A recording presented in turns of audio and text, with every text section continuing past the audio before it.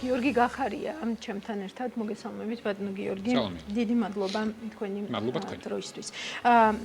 ბატონო გიორგი, ჩვენი საუბარი დავიწყოთ იმით, თუ შევაჯამოთ, ესე ვთქვათ, რა პროცესს ვაკვირდებით ამ ეტაპზე საქართველოს ევროკავშირის ურთიერთობებში. სულ ბოლო მოვლენები რომ შევკრიბოთ, ესე ვთქვათ, ირაკლი კობახიძის ტყუილით დავიწყოთ, შემდგომ რუმინეთის, ესპანეთის, იტალიის განცხადებებით, რომ სინამდვილეში ისინი ქართველი ხალხის გვერდით დგანან და არა ქართული ოცნების პრეზიდენტის სიტყვით გამოსვლა ევროპარლამენტში, შალვა თადუმაძის გადაწყვეტილება, რომ ევროპულ სასამართლოში იჩივლოს და ასევე აი ამ ყველაფრის ფონზე ევროსაბჭოს პრეზიდენტის, ესე ვთქვათ, შეხვედრა ირაკლი კობახიძესთან. რა სურათია ეს? ნუ სურათი გახლავთ ის, რომ 21 დღეა ქართული ახალგაზრდების პირველ რიგში მშვიდობიანი, გულწრფელი და ძალიან მებრძოლი პროტესტის შემდეგ საქართველოს სრულად შევიდა ევროკავშირის პოლიტიკურ დღესდღეში. ეს სერიოზული მიღწევაა. ყველას უნდა გვესმოდეს, რომ მაგალითად ის რომ დღეს პრეზიდენტი დგას ევროპარლამენტის ტრიბუნასთან. მაგალითად ის რომ მაღალი და პირველი პირები წევრი სახელმწიფოების პირდაპირ განცხადებებს აკეთებენ საქართველოსთან დაკავშირებით. მაგალითად ის რომ ჩვენი ქვეყნის ხელისუფლების, ეგრეთ წოდებული ხელისუფლების ტყუილებზე ზუსტად 1 საათში ან 2 საათში რეაგირებენ შესაბამისი უწყებები. ეს ყველაფერი ნიშნავს იმას, რომ დღეს ჩვენ ვართ დღის წესრიგში ევროპული კავშირის პოლიტიკის. ეს ძალიან მნიშვნელოვანია და კიდევ ერთხელ მინდა დიდი მადლობა გადაუხადო ყველა იმ ადამიანს, რომელიც ყოველ ღამე, ყოველ საღამოს დგას რუსთაველზე. სხვანაირად ეს არ მოხდებოდა. სხვანაირად მერწმუნეთ, რომ ოცნება ამ გაყალბებულ არჩევნებს იმას იზამდა რა, რაღაცას იმას იზამდა. შესაბამისი სიტყვა მინდა მოვძებნა, ხო? ამიტომ შეიტყაპუნებდა. მე არ მithქვამთ თქვენ თქვი. კი ბატონო. ესე იგი, ეს ხდება დღეს და ყველას კარგად უნდა გვესმოდეს, რომ ჩვენი მთავარი ამოცანა მდგომარეობს იმაში, რომ მიუხედავად იმისა, რომ ახალი წელია წინ. მიუხედავად იმისა, რომ პირველი ფაზა ჯერ არ დასრულებულა, აუცილებლად ჩვენ უნდა გავაგრძელოთ პროტესტი, მშვიდობიანი პროტესტი და საქართველოს დღევანდელი გამოწვევები, სისტემური პოლიტიკური კრიზისი უნდა შენარჩუნდეს ევროკავშირის პოლიტიკური დღესდღეობის ყველაზე მაღალ რეგისტრებში. ეს არის ჩვენი ამოცანა. თან განსაკუთრებით ეს ყველაფერი უნდა მოვახდინოთ, რომ დღევანდელი ეგრეთ წოდებული ხელისუფლების არც ერთი ინსტიტუტის აღიარება არ უნდა მოხდეს. ფაქტობრივად დღეს რა ხდება? დღეს ფაქტობრივად ევროკავშირი და წევრი სახელმწიფოების პირველი პირები აღიარებენ პროტესტანტებს, მშვიდობიან პროტესტანტებს, ადამიანებს, რომლებიც გამოხატავენ თავიანთ აზრს. იცავენ მათ სურვილებს და მათ მისწრაფებებს, მაშინ როდესაც პარტიის წევრს, ხელმძღვანელს ან რაღაც ან de facto ან ეგრეთ წოდებულ მიმართავენ ხელისუფლების არაკანონიერად არჩეული ხელისუფლების. აი ამ პროცესში ვართ ჩვენ დღეს. ეს პროცესი არ არის მარტივი, ეს პროცესი იქნება რთული, ამას ჯერ კიდევ რაღაც დრო დაჭირდება. რა თქმა უნდა გვესმოდეს, რომ მთავარი ამოცანა დღეს არის დავიცვათ და გამოვან თავისუფლად ის ადამიანები, რომლებიც უკანონოდ არიან დაპატიმრებულები, უკანონოდ ხაზგასმით ვამბობ და დაპატიმრების შემდგომ ნაცემები, ბევრი მათგანი და უნდა გავაგრძელოთ ეს პროცესი, რომ ამ ხელისუფლებამ ვერ უნდა მიიღოს ლეგიტიმაცია ვერც ქვეყნის შიგნით და ვერც ქვეყნის გარეთ. ეს არის ჩვენი მიზანი. ევროსაბჭოს პრეზიდენტთან შეხვედრას ქართული ოცნება ქვეყნის შიგნით ეფექტურად გაკიდის, როგორც ლეგიტიმაციას რომ შეეცდება, ალბათ ამაზე არ ვდავალთ. ნუ ქართული სასოწარკვეთილი ოცნება ბევრ რამეს ოცნების რეჟიმი, ბევრ რამეს შეეცდება. მაგრამ ეს ხალხი ჩამოსული არის რამოდენიმე მიზნით. პირველი მიზანი არის, რომ შეაფასონ რამდენად დასაბუთებულია წამების, არადამიანური მოპყრობის ის შემთხვევები, რომლებიც მათ ხურამდე მიდის. ეს ერთი. რამდენად ირღვევა სისტემურად ადამიანის უფლებები. იმიტომ რომ ფაქტია, რატო ჩამოდის ეს ხალხი, იცით, რომ იმ ინფორმაციით, რომელიც მათ ხურამდე მიდის, ფაქტია, რომ სახელმწიფო ინსტიტუტები და სახელმწიფო სისტემურად არიან ჩართული ადამიანის უფლებების დარღვევაში, ერთი სახელმწიფო ინსტიტუტების გამოყენებაში ადამიანებზე ძალადობით და განსხვავებული აზრის და მშვიდობიანი პროტესტის უფლების ფეხქვეშ გათელვის ნაწილში. ეს ხო არ არის, ეს ხო ძალადობს პოლიცია მარტო. ეს ხო არ ძალადობს ვიღაც ორგანიზებული დანაშაულის ვიღაც კრიმინალები ან ვიღაც ზონდები. არა, კანონების მორგება ხდება და მთელი სისტემა მუშაობს. ეს ნიშნავს იმას, რომ დღეს სახელმწიფო ერთის მხრივ ძალადობს და მეორეს მხრივ ინფრასტრუქტურა, საკანონმდებლო ინფრასტრუქტურა თქმის, შემდგომში რეპრესიული მანქანის ასამუშავებლად. ეს და ამავე დროს პარალელურად ეს მატყუარა რეჟიმი ამბობს, რომ ჩვენ მაინც ჩვენ ევროპისკენ მივდივართო, ხო? აი, ზუსტად ისე როგორც მოიტყუეს, რომ ესპანეთმა, იტალიამ, რუმინეთმა და კიდევ რომ მათ მხარი დაუჭირეს, ზუსტად ისე ასე იტყუებიან. ეს გამომდინარეობს სასოწარკვეთილებიდან. ძალიან კარგად ხვდებიან, რომ პროცესის კონტროლი უკვე ხელიდან გაურბით. ვეღარ აკონტროლებენ პროცესს, ხო?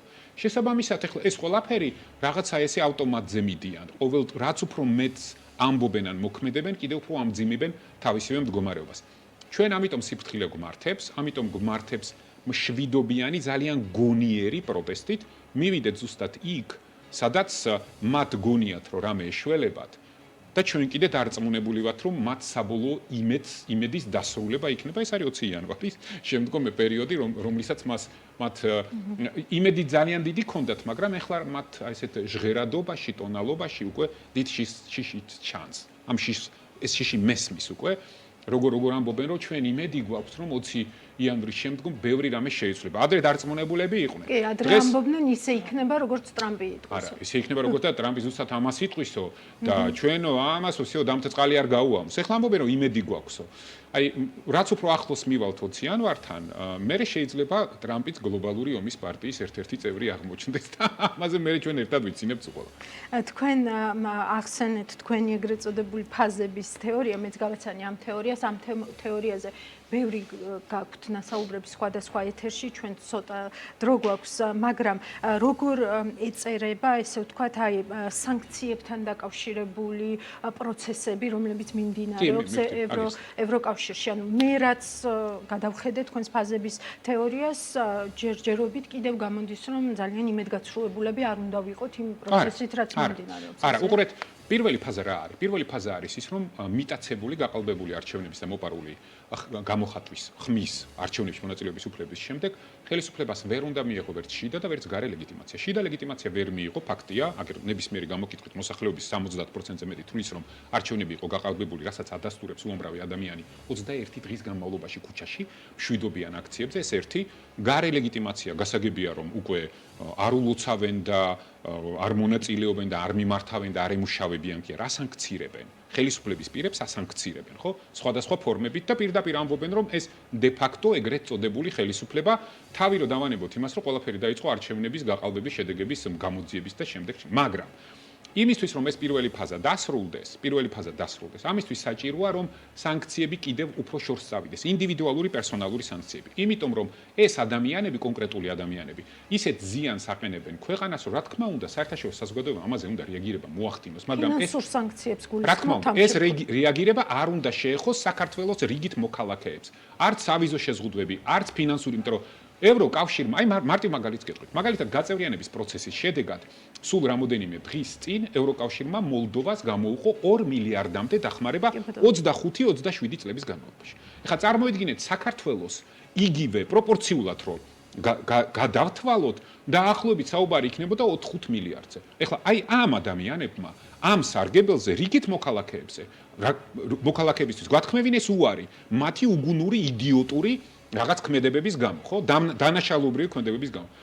ამიტომ ახლა ჩვენ უნდა ყველაფერი გავაკეთოთ და ევროკავშირის ვესაუბროთ იმაზე, რომ ეს სარგებელი საქართველოს საბოლოოდ არ უნდა დაკარგოს, იმიტომ რომ ეს რიგით მოქალაქეებს ეკუთვნის, რომლებიც როგორც აქამდე 85% უჭერდა მხარს ევროკავშირში გაწევრიანებას, დღესაც ასე უჭერს და უფრო მეტი გამოდიან ქუჩაში, იბრძვიან, მშვიდობიან პროტესტს ახორციელებენ და მათ იჭერენ, ცემენ და ასე შემდეგ და ასე შემდეგ. ამიტომ ამისთვის რომ ეს ზიანი არა მოქალაქემ მე და თქვენ მივიღოთ, არა მიიღოს იმ ხალხმა, ვინც არის ამაში დამნაშავე, ამისთვის პირველი ფაზის ბოლო ეტაპი უნდა იყოს ფინანსური სანქციები. ამასაც მოვესწრებით, რატო პირველი ფაზა 20 იანვრამდე? როგორ ფიქრობ? 20 იანვრამდე ფიქრობთ? რა თქმა უნდა, თუ ვინმეს გონია, რომ ეს სანქციები, რომლებიც ძველი ადმინისტრაციის პირობებში იქნება ამერიკის შეერთებული შტატების მხრიდან, მე დარწმუნებული ვარ ამაში, არ იქნება ორპარტიული, ძალიან ცდება და მათ ძალიან დიდი იმედგაცრუება ელოდებათ. რაც შეეხება ევროკავშირს. ევროკავშირი უნდა გვესმოდეს, რომ რთული ბიუროკრატიული სისტემაა. მათგან ჩვენ ასეთი სანქციების მოლოდინი არც გქონდა, მე ამის იმედი არც გქონდა, მაგრამ ორმხრივ რეჟიმში კონკრეტული წევრი ქვეყნები და სახელმწიფოები დარწმუნებული ვარ, რომ ის ტალღა, რომელიც დაიწყო, გააგრძელებენ და ეს სანქციები იქნება და ამიტომ შალვას, რომელსაც მე ძალიან კარგად ვიცნობ, ვურჩევ რომ არ იჩქაროს, იმიტომ რომ ჯერ კიდე ბევრი სანქციები იქნება სხვადასხვა სახელმწიფოებისგან და ყველა ერთად მოაგროვოს და მე ან გაიყონით ჩინჩალაძესთან და მურუსიძესთან და ისე ედაონ. ან მე ერთად ედაონ ყველა ევროპულ სახელმწიფოს ევროპულ სასამართლოში და მე ვნახოთ აბა ერთი რა შედეგებს მიიღებენ. ბატონო გიორგი, ერთი აქტორი, რომელიც შედარებით ჩუმად იყო ამ პერიოდის განმავლობაში და გულისხმობ, ესე ვთქვათ, მას შემდგომ, რაც აშკარა გახდა, ესე ვთქვათ, კურსის ცვლილება, ხომ? დიდი ხნით ადრე, ვიდრე 28 ნოემბრის, ესე ვთქვათ, განცხადებას გააკეთებდა ირაკლი კობახიძე. ეს იყო ბიზნესი, თუმცა დღეს სიტუაცია არის, ვიტყოდი, საკმაოდ რადიკალურად შეცვლილი, იმიტომ რომ ამ ეტაპზე, სადღაც 800-ზე მეტი ბიზნესია უკვე free ბიზნეს, ესე ვთქვათ, შეერთებული ამ პლატფორმას და ღიად კაფიოდ იზიარებს ორ მოთხოვნას. ეს არის, ესე ვთქვათ, ერთი ნაწილი ეს არის ხელახალი არჩევნების ჩატარება და მეორე ეს არის პოლიტპატიმრების გამოშვება ახალ წლამდე, ხომ? და ასევე ისმის ბიზნესის მხრიდან აი ეს თვით რეფლექსიის მომენტიც, რომ საბჭოთა მენტალობიდან უნდა გამოვიდეთ და ჩვენ თვითონვე უნდა გავხდეთ დღის წესრიგის შემქმნელები. როგორ უყურებთ თქვენ აი ამ პროცესს? მე ამას ვუყურებ ძალიან პოზიტიურად. ეს ცოტა უფრო ადრე რო ყოფილიყო, იქნებოდა უკეთესი, მაგრამ ჯობს გვიან ვიდრე არასდროს. ეს უკვე ნამდვილად წითელი ხაზებია, რომლის იქითაც ბიზნესი ძალიან სენსიტიურია და ძალიან ფრთხილი, გონიერი. ისინი უბრალოდ ხვდებიან, რომ უკვე სიჩუმე თვით დაზიანების ტოლფასი იქნებოდა. ამიტომ მე მივესალმები მხოლოდ და მხოლოდ ისინი უბრალოდ ხვდებიან, რომ და გრძნობენ და ზუსტად იციან, რომ პოლიტიკური კრიზისიდან გამოსავალი თუ ვერ ვიპოვეთ. რა თქმა უნდა, ეს გადავა შემდეგ მეორე ფაზაში და ის იქნება, რა თქმა უნდა, ეკონომიკური კრიზისი, იმიტომ რომ პოლიტიკური იზოლაცია, რა თქმა უნდა, მოყვება ეკონომიკური იზოლაცია და ამ პოლიტიკური კრიზისიდან თავის დაღწევის ერთადერთი შესაძლებლობა მშვიდობიანი გზით, რაც ჩვენი მთავარი მიზანი უნდა იყოს, რა თქმა უნდა, გახლავთ არჩევნები. ეს ყველა ძალიან კარგად ესმის. ჩვენ, აი როგორც ახლა პრეზიდენტმა თქვა, როგორ შეიძლება ადამიანი რადიკალიზმში დაადანაშაულო ან რევოლუციურ რაღაც ნაბიჯებში დაანაშაულო ის ადამიანი, რომელიც გთხოვს არჩევნების ჩატარებას. ხო? ჩვენ ხო ერთ რამეს მოვითხოვთ. ერთადერთი მოთხოვნაა პოლიტიკური არჩევნები და არქვა რევოლუციური პროცესი. და მეორე ჰუმანიტარული სასწრაფოდ გაანთავისუფლეთ ადამიანები, რომლებიც უკანონოდ ყავთ დაპატიმრება. აი, ამას რომ რევოლუციურ პროცესს დაარქმევ, ესე იგი შენ ხარ პროპაგანდისტი, დემაგოგი, მატყუარა, ჩვეულებრივი მატყუარა და ეს რომ მატყუარის პოზიცია, თაღლითის პოზიცია, ჩვენ საზოგადოებამ უკვე დიდი ხანია ეს გავიგეთ, მაგრამ იმდენი იქნეს, რომ საერთაშორისო საზოგადოებაც მიხვდა, როგორ აი ასე უმიზეზოდ და უფასოდ იტყუება ეს ხალხი. კი, ბიზნესის წუხილების შინაარსზეც მინდა თქვენი შეფასება, ესე ვთქვათ, და დაკვირვება მოვისმინო. ბიზნესის კვირაულის ორი გადაცემა შედგა პრაქტიკულად. იყურეთ, ძალიან კარგი იყო მომეწონა. მადლობა. ერთ, ესე ვთქვათ, მოწოდებაზე თვითდინებით მოდიოდა ბიზნესები, იმასაც ნახავდით, მაშინ რამდენი ბიზნესის რამდენი წარმომადგენელი იჯდა ჩვენს სტუდიაში ამ ორი გადაცემის განმავლობაში. თუმცა პრობლემები, რომლებიც ისმოდა, იყო, ესე ვთქვათ, საკმაოდ მკვეთრი პრობლემები, ხომ? ერთი ეს იყო, რომ ბიზნესი ღიად ამბობდა, რომ ჩვენ არ ვიცით სად მიდის ჩვენს მიერ გადახდილი გადასახადები და ეჭვი აქ ჩნდებოდა, რომ სწორედ აქციების დარბევას და მათი შვილების მათ შორის დასჯას ხმარდება ეს ყველაფერი და მეორე აქცენტი და ამ აქცენტზე ევროპული ბიზნეს ასოციაციაც ღიად საუბრობდა ჩემთან ინტერვიუში, რომ ეს არის კორუფციის თემა, თან არა უბრალოდ კორუფციის, არამედ სისტემური კორუფციის, კლეპტოკრატიის თემა. რა ემართება ქართული ოცნების ხელში ბიზნეს გარემოს მათ შორის? ჩვენ დიდი ხანი ამაზე ვსაუბრობთ. მას შემდეგ, რაც ქართულმა ოცნებამ გადაწყვიტა ნებისმიერ ფასად შეენარჩუნებინა ძალაუფლება, ეს ნებისმიერი ფასი იყო ორი რამ. ქვეყნის საგარეო ორიენტაციის ცვლილება და მეორე ქვეყანაში კორუფციით ლოიალობის მოპოვება. ეს არის დღეს ქართული ოცნება დგას რამოდენიმე ფუნდამენტურ ასე ვთქვათ ბოროტებაზე, იმიტომ რომ სხვანაირად ამას ვერ დავარქმევთ, ხო? ეს არის მოძალადე ზონდერ დაჯგუფებები, რომლებიც ფიზიკურად ძალადობენ ადამიანებზე. მეორე ეს არის პროპაგანდა. ეს არის ჩვეულებრივი მედია პროპაგანდა, ნებისმიერ სახის პროპაგანდა და მესამე არის კორუფცია. აი ეს სამი ფუნდამენტური საყრდენი აქვს, ბოროტების საყრდენი აქვს დღეს ოცნებას, რომელსაც იყენებს იმისთვის, რომ ძალაუფლება შეინარჩუნოს. ეხლა რაც შეეხება ის, რაც ყველაზე უფრო ადარდებთ ბიზნესმენებს, ეს არის კორუფცია, რა თქმა უნდა. და ეს კორუფცია ბოლო 3-4 წლის განმავლობაში იმდენად სისტემური გახდა, რომ ისინი ამას კი არ გრძნობენ. სამწუხაროდ იძულებულები იყვნენ აქამდე ამას შეგვიებოდნენ რაღაც კომპრომისების დაშვების ხარჯზე. ის რაც მე დღეს დავინახე, როდესაც ბიზნესი ხმამაღლა უკვე საუბრობს.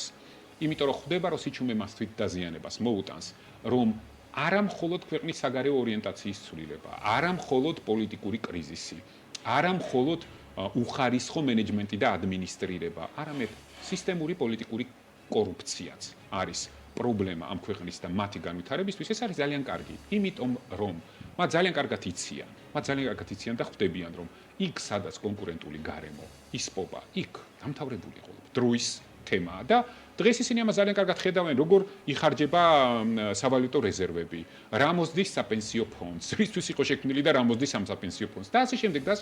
ამას როგორია ეს ინფლაციური ზეწოლა ბიზნესზე, ხო? როგორ გამოიყენება მაგალითად შემთხვევითი ფაქტორები, არასისტემური ფაქტორები ბიზნესზე ზემოქმედების, მაგალითად უკრაინის ომი და შემოდინებული კაპიტალი და რა ხდება დღეს ამასთან მიმართებით. როგორი გამოწვევები ექნება ეკონომიკას სულ მალე, როგორ მცირდება რეიტინგი საერთაშორისო სარეიტინგო კომპანიების მხრიდან, როგორ მცირდება უცხოური პირდაპირ ინვესტიციები და როგორ დაიწყო კაპიტალის გადინება ქვეყნიდან. ამას ხო ეს ადამიანები, ეს ხო მათი ყოველდღიურობა. რიგით მოქალაქემ ეს არის ის, მაგრამ მათი ყოველდღიურობა და ისინი უბრალოდ როგორც კარგი ბიზნესმენები აკეთებენ დასკვნას, რომ ინფლაციური ზეწოლაც გაიზრდება, კურსის ზეწოლაც გაიზრდება, უცხოური ინვესტიციების მაგივრად კაპიტალის გადინებაც იქნება და ეს უკვე სისტემური კრიზისია. ამიტომ ყველაფერი უნდა გავაკეთოთ იმისთვის, რომ ჩვენი რიგითი მოქალაქეები და ეკონომიკა ქვეყნის დავიცვათ.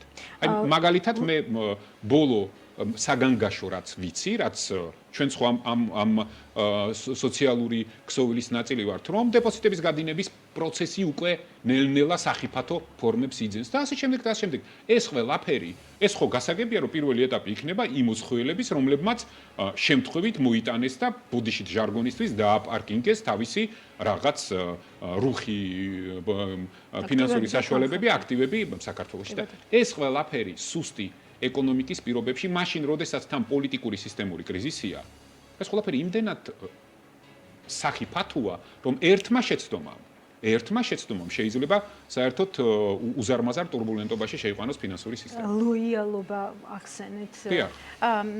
და თქვათ მსხვილი ბიზნესის ნაწილი, რომელიც ამ ვითარებაშიც კი დუმილს ინარჩუნებს და ხმას არიღებს, ხომ? და ის სენსიტიურობები, რაც ზოგადად ბიზნესის წარმოებასთან არის და მსხვილი ბიზნესის წარმოებასთან დაკავშირებით, ეს გასაგებია. თუმცა აი რა მომენტში შეიძლება დადგეს წითელი ხაზი, ხო, აი ამ შემთხვევაში და ეს ფრაზა მიყვარს, ხო, follow the money, გაყევი ფულს და თუ ამ ლოიალობის კონტექსტში ფულს გავყვევით, ანუ სადამდე ვართ. მაგრამ მივალთ კონკრეტულ ბიზნესებამდე, კონკრეტულ ადამიანებამდე, კონკრეტულ სახელებამდე, გვარებამდე, რომელიც უბრალოდ ამ სისტემური კორუმპირებული კორუფციის უკვე ბუნებრივი ნაწილი გახდნენ. მაგრამ ეს მათი გადაწყვეტილება იყო. ეს მათთვის, ეხლა ვიღაცამ შეიძლება ხვალდაზე გამოვიდეს და ყველაფერი ივანიშვილს დააბრალოს რა. მაგრამ ივანიშვილის თავისი უბედურებები და ცოდვები ეყოფა, მაგრამ ისინი ხო გააყნენ ამაში. ეს ის ხალხია, რომელსაც ყოველთვის შეეძლო არასთქმა და სადღაც გაჩერება. ეს ის ხალხია, რომელსაც ჯერ კიდევ აქვს დრო, აი ის თვითგადარჩენის ინსტინქტმა მოუწოდოს, რომ სწორ დროს და აი კრიტიკულ მომენტში სწორი გადაწყვეტილება მიიღონ, იმიტომ რომ ყველას კარგად უნდა გვესმოდეს.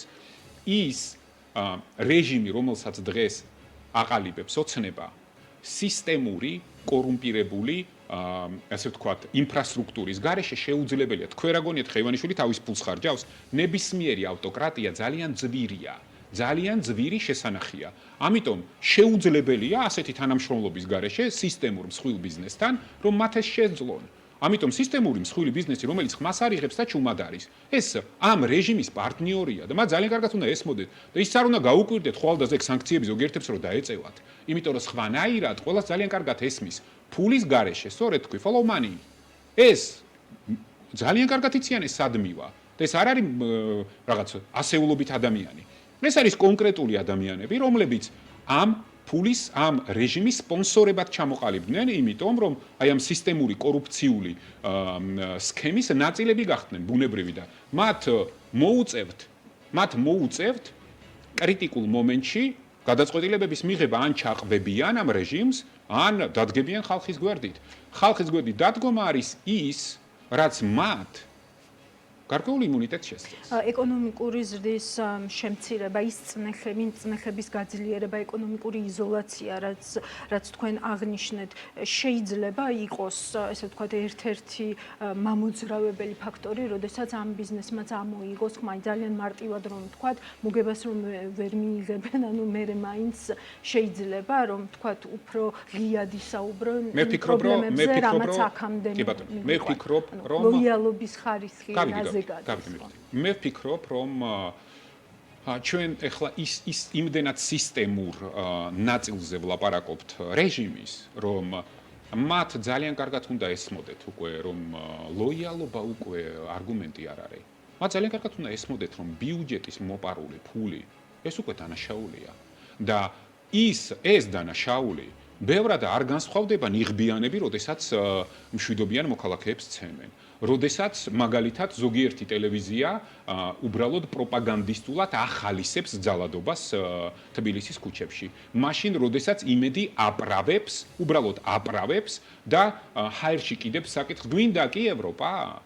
აი გვინდა კი ევროპა? აი ასეთ საკითხებს, როდესაც იცი რომ 85% შენი მოქალაქეების ევროპულად განწყობილები არიან. უბრალოდ მთელი ეს ინფრასტრუქტურა, მე კიდევ ერთხელ ვიმეორებ, ის რაზეც დღეს რეჟიმი დგას, ამ ადამიანებს უნდა ესმოდეთ, რომ მათი გადაწყვეტილება კრიტიკულ მომენტში ეს არ არის მათი გემოვნების საკითხი. ეს აღარ არის, ეს გემოვნების საკითხი იყო მანამ, სანამ მოიპარეს არჩევნები და სანამ იძალადეს ქუჩაში ადამიანებზე, მაგრამ მას შემდეგ რაც მოიპარეს არჩევნები და იძალადეს სისტემურად ქუჩაში ადამიანები, ეს სისხლის სამართლის დანაშაულია. ამიტომ ყველას უნდა გვესმოდეს, რომ ის რასაც აკეთებენ ზონდერ ჯგუფები, კონკრეტული ადამიანები ნიღბით მაგრამ როდესაც ძალადობენ ადამიანებზე, ის რასაც აკეთებს პროპაგანდისტული მედია და ის რასაც აკეთებს კორუმპირებული სისტემა, რომლის ნაწილიც სისტემური ბიზნესმენები სამწუხაროდ ხშირად არიან. მათ უნდა ესმოდეთ, რომ ეს მეგობრებო დანაშაულია და ვინმეს თუ გონია, რომ გავა დრო და აი იქ რაღაც იმის რა ქვია, ეგრეთ წოდებული პრემიერის ტყუილებიდან გამოძრომის თემა ან ვიღაცის ეს არ გამოვა. ყველას უნდა გვესმოდეს, რომ ამას პასუხი მოეთხოვება ყველას, იმიტომ რომ ეს ქვეყნის ბედი და ადამიანების ჯანმრთელობა სიცოცხლე და მათი ბატონო გიორგი, უნდა დავასრულოთ და დღეს რას აკეთებთ, რას საქმიანობთ, ესე ვთქვათ, პარტიის ჭრილში, ხო? იმიტომ რომ გვესმის, რომ თითქოს, ესე ვთქვათ, ამომრჩეველს არ აქვს ოპოზიციურ ველზე არჩევანი, ყველა ერთნაირია, ყველას ქართული ოცნება ჯობია საბოლოოდ. ყველა ერთნაირი არ არის. ქართული ოცნება ვერავის ვერ ჯობია, ეს დღეს აშკარად ჩანს. ქართული ოცნება თავის საუკეთესო ფორმაში კიდე შეიძლებოდა ამაზე გვესწრებო. რას ვაკეთებთ ჩვენ დღეს? ჩვენ დღეს ვმუშაობთ აი პირველ ფაზაზე, რომელიც ქართულ ოცნებას ძალიან არ მოწონს. და ვაკეთებთ ყველაფერს იმისთვის, რომ დღევანდელმა de facto ეგრეთ წოდებულმა ხელისუფლებამ ვერ მიიღოს ვერც ქვეყნის შიგნის ლეგიტიმაცია და ვერც საერთაშორისო ლეგიტიმაცია. ეს არის მთავარი ამოცანა. ამისთვის კიდევ ერთხელ ვამბობ, რომ ჩვენ ყოველდღე ვდგევართ რუსთაველზე, ჩვენს თანამოქალაქეებთან ერთად, როგორც რიგითი დემონსტრანტი. როგორც რიგითი დემონსტრანტი და გავაგრძელებთ ასე. ჩვენ დღისით ვმუშაობთ ჩვენ საერთაშორისო პარტნიორებთან და ვუხსნით მათ ყოველდღიურად რამდენად მნიშვნელოვანია რომ ამ ხელისუფლებას არ უნდა კონდეს არანაირი ლეგიტიმაცია და მეორე და საერთაშორისო პარტნიორებს ასევე ვუხსნით რამდენად მნიშვნელოვანია ინდივიდუალური ფინანსური ტარგეტირებული სანქციები იმ ადამიანებზე რომლებსაც დანაშაულები აქვს ჩადენილი ხალხის, ქვეყნის და სახელმწიფოს წინაშე. ამას როგორც კი მივახცევთ შემდეგ გადავალთ უკვე მეორე ფაზაზე სერიოზულად და იქ უკვე საკითხები იქნება ისეთი, როგორ დავიცვათ იმ კრიზისებისგან რიგითი მოქალაქე, რომელშიც ოცნებამ ჩვენ ყველა ერთად შეგვიყვანა საქართველოს მოქალაქეები, ემიგრანტები, სახელმწიფო და ყველა ეს ადამიანი, რომელიც დღეს იბრძვის ევროპისთვის. და მოკლე პასუხი, რა სცენარებს განიხილავთ ყაველაშვილის ინაუგურაციის შემდგომ, რისთვის ხართ მზად? სალომე ზურაბიშვილისგან თქვათ მოვისმინეთ, რომ ის არის ლეგიტიმური პრეზიდენტი, არსაც წესლს აპირებს, ანუ აი აქ რა ხდება? აქ ხდება შემდეგი რამ, რომ პრეზიდენტის ინსტიტუტი იყო ბოლო დამოუკიდებელი ინსტიტუტი, რომელიც ასევე დაისაკუთრა დღეს კონკრეტულად ერთმა ადამიანმა. რადიკალურმა ოპოზიციამ წააგო, ასე თქვა, ქართულმა ოცნებამ, მაშინ როდესაც მხოლოდ ერთი კანდიდატი იყო ქართული ოცნების და ყაველაშვილი. არა, რატომ ამბობენ, რომ ყაველაშვილის თურმე ოპოზიციური პრეზიდენტი ყოფილა, ისევე როგორც იქ ოპოზიცია რაღაცა გამოიყო და გამოდის, რომ ჩვენ ოპოზიციური პრეზიდენტი იყო. ნუ ღიმილიც აღარ არის, ასაცილოა ყველაფერი. სამწუხაროდ. ისიონალური ლეგიტიმაცია პრობლემაა. ერთ შემთხვევაში და მეორე შემთხვევაში, მაგრამ ამაზე უფრო დიდი მნიშვნელობა აქვს იმას, რომ აი ამ ხმაურში ოცნებამ შექმნა ისეთი საკანონმდებლო ინფრასტრუქტურა უკანონოდ არალეგიტიმური პარლამენტის მიერ, რომელიც რეპრესიულ მექანიზმს აძლევს მას ხელში და ის რაც საჯარო მოხელებს ქარტიის ჩამონათვალი რა უნდა გაუქმდეს, ალბათ ავტომატურად იზრდება. ძალიან დიდი მადლობა გიორგი, რომ იყავთ ჩემთან ერთად. ეს იყო გიორგი გახარია, მადლობა მას.